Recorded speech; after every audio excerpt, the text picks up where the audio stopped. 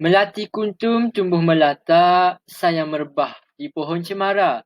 Assalamualaikum, mulanya kata, dengarkanlah kami nak berkongsi dan berbicara. Assalamualaikum warahmatullahi wabarakatuh dan salam sejahtera dan salam ukhuwah Islamiyah. Nama saya Amirul Asy bin Ramli, akan ditemani oleh dua orang lagi rakan saya yang bernama Alif Izham bin Anwar dan Khairul Nizam bin Mistam. Baik, pada hari ini kami akan berkongsikan kepada anda berkaitan dengan pembintangan kami dalam subjek Pendidikan Islam GPIM dan berkaitan dengan tajuk Peranan Khalifah di Muka Bumi berdasarkan konsep Amar Ma'ruf Nahi Munkar. Baik, tanpa melengahkan masa lagi, saya menjemput rakan saya Khairul untuk berkongsi berkaitan definisi terlebih dahulu.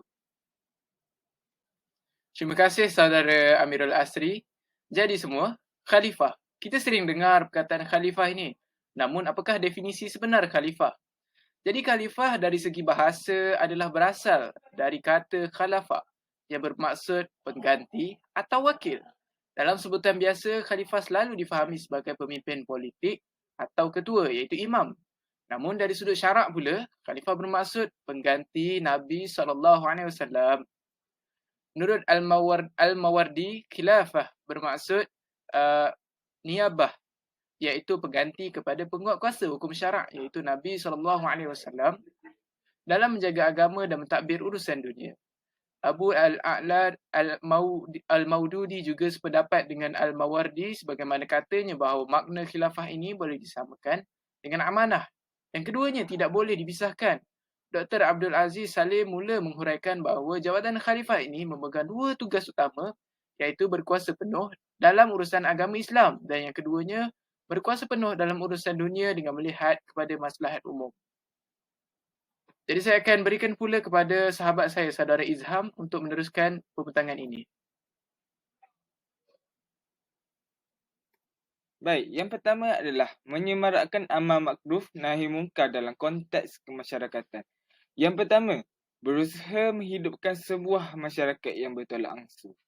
Yang kedua, menguatkuasakan akta enakmen atau undang-undang bagi memastikan usaha ini berhasil. Dan selain itu, ketua juga boleh memperbanyakkan majlis-majlis ilmu di kawasan perumahan masyarakat dengan menjemput penceramah terkenal bagi mengkongsikan kepentingan bagi mewujudkan sebuah masyarakat yang bertolak ansur. Dan akhir sekali adalah dengan mengharamkan perjudian, riba, arak, kezaliman daripada merebak dalam kalangan masyarakat. Kerana seperti mana yang kita tahu, perkara-perkara ini boleh menimbulkan kekacauan dalam masyarakat. Baik. Dalil Al-Quran. Kamu, wahai umat Muhammad, adalah sebaik-baik umat yang dilahirkan bagi faedah umat manusia. Kerana kamu menyuruh berbuat segala perkara yang baik dan melarang daripada segala perkara yang salah, buruk dan keji. Serta kamu pula beriman kepada Allah Subhanahu Wa Taala dengan sebenar-benar iman. Surah Al-Imran ayat 110. Yang seterusnya, pemimpin perlulah berilmu dalam memerintah negara berkonsepkan amar ma'ruf nahi munkar. Melalui konsep ini, pemerintah dapat memerintah negara berpandukan konsep Islam. Yang seterusnya, dapat membezakan perkara yang baik serta yang buruk. Seterusnya, pemerintah dapat memerintah negara berlandaskan Al-Quran dan Al-Sunnah. Akhir sekali, pemerintah itu tersebut dapat menjadi contoh yang baik kepada masyarakat. Dalil Al-Quran. Dan jagalah diri kamu daripada berlakunya dosa yang membawa bala bencana yang bukan saja akan menimpa orang yang zalim di antara kamu secara khusus tetapi akan menimpa kamu secara umum. Dan ketahuilah bahawa Allah Subhanahu Wa Taala maha berat azab siksanya. Surah Al-Anfal ayat 25. Jadi sekarang saya akan serahkan kepada kawan saya seterusnya. Terima kasih saudara Izham atas pencerahan yang begitu jelas itu tadi. Jadi saya akan menerangkan konsep amar ma'ruf dan nahi munkar. Dari surah Ali Imran ayat 104 yang membawa maksud, dan hendaklah ada di antara kamu segolongan umat yang menyeru kepada kebajikan, menyuruh kepada yang ma'ruf dan mencegah dari yang mungkar. Merekalah orang-orang yang beruntung. Jadi tafsir ringkas daripada ayat sebelum ini ialah pada ayat ini Allah memerintahkan orang mukmin agar mengajak manusia kepada kebaikan, menyuruh perbuatan makruf dan mencegah perbuatan mungkar. Dan hendaklah di antara kamu orang mukmin ada segolongan orang yang secara terus-menerus menyeru kepada kebajikan, iaitu petunjuk-petunjuk Allah, menyuruh atau berbuat yang makruf iaitu akhlak, perilaku dan nilai-nilai luhur dan adat istiadat yang berkembang di masyarakat yang tidak bertentangan dengan nilai-nilai agama, dan mencegah dari yang mungkar, iaitu sesuatu yang dipandang buruk dan diingkari oleh akal sihat. Sungguh mereka yang menjalankan ketiga-tiga hal tersebut mempunyai kedudukan yang tinggi di hadapan Allah, dan mereka itulah orang-orang yang beruntung kerana mendapatkan keselamatan di dunia dan di akhirat. Jadi secara spesifiknya pula untuk nahi mungkar, menurut hadis riwayat Muslim, siapa yang melihat kemungkaran maka ubahlah dengan tangannya, jika tidak mampu maka ubahlah dengan lisannya, dan jika tidak mampu maka tolaklah dengan hatinya, dan hal tersebut adalah selemah-lemah iman. Jadi apa yang kita dapat lihat daripada sini ialah mencegah kemungkaran dengan tiga cara, iaitu tangan. Tangan ni ialah kuasa. Sebagai contoh, pemimpin perlulah mencegah kemungkaran menggunakan kuasa yang dia ada. Lisan pula ialah teguran. Sekiranya kita tidak ada apa-apa pengaruh, kita hanya mampu menegur secara lisan. Namun sekiranya kita tidak mampu juga, iaitu kita mestilah membenci perbuatan tersebut dengan hati. Jangan sesekali kita memperiakan satu perbuatan itu kerana itu adalah satu perkara yang tidak benar. Seterusnya saya akan berikan kepada saudara Amirul Asri untuk meneruskan pembentangan pada kali ini. Baik, terima kasih saudara Khairul atas perkongsian yang diberikan. Jadi, ayuh kita pergi kepada peranan khalifah dalam menjaga agama, berprinsip ke amar ma'ruf nahi munkar dalam bidang agama, ya. Baik, firman Allah Subhanahu Wa Taala dalam surah Al-Ankabut ayat 45, iaitu a'udzubillahi minasyaitonirrajim.